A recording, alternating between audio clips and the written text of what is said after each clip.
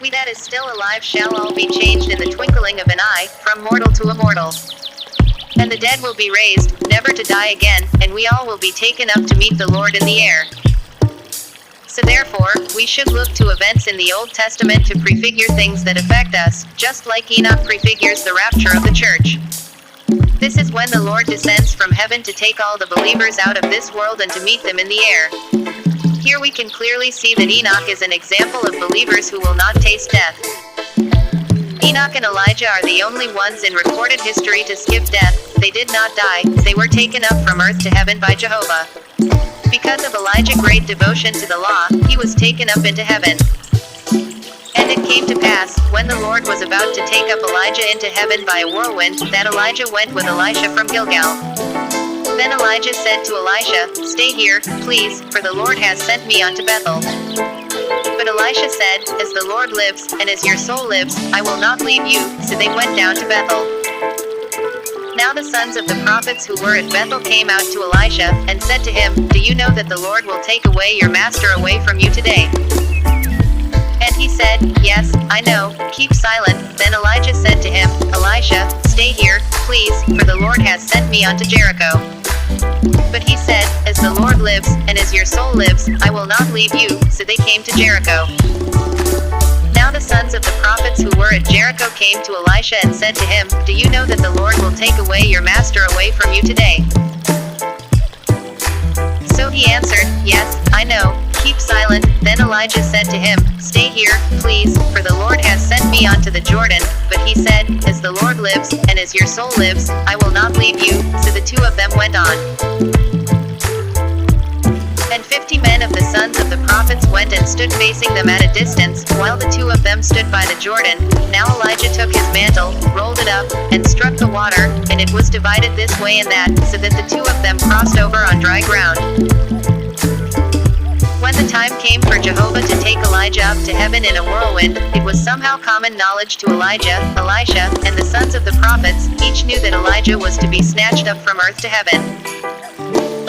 He therefore went to the different places Jehovah has sent him, and also to give his last exhortations and blessing to the prophets. So Elijah and Elisha set out from Gilgal, which was the place where the children of Israel were circumcised after they came over Jordan and had been 40 years in the wilderness, where Jehovah said to Joshua, "Today I have removed from you the disgrace of being slaves in Egypt." That is why the place was named Gilgal, the name it still has. Then Elijah seemed to test the devotion of Elisha, but since it was known to him that Elijah would soon depart to heaven in an unusual way, Elisha wanted to stay as close as possible to his mentor. So they went on to Bethel, and a group of prophets, so called, because they are begotten anew as it were by the heavenly doctrine. So they went to Elisha and asked him, "Do you know that Jehovah is going to take your master away from you today? That is, from being your head anymore, for to be as the head, is to the master, as to be at the feet, is to be a scholar, just like Christ is the head of the church today, as Elijah was the head or leader of the disciples of the prophets in that day." And Elisha answered them, "Yes, I know, but let's not talk about it, for Jehovah had revealed it to him." Now Elijah continued to test the devotion of Elisha, and Elisha continued to stay with his mentor until his anticipated departure. Not only at Bethel, but at Jericho and other places where there are prophets, who had scholars, whom they instructed and brought up in the true fear of God, knew that Elijah was to be snatched up from earth to heaven.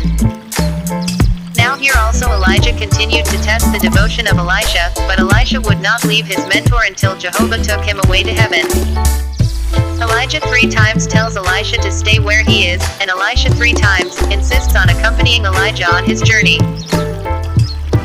On each occasion, Elijah says that Jehovah has sent him to a given place, and on each occasion Elisha says, "I swear by my loyalty to the living Jehovah and to you that I will not leave you." On 3 occasions, in 3 different locations, both Elijah and Elisha encounter 3 different companies of prophets.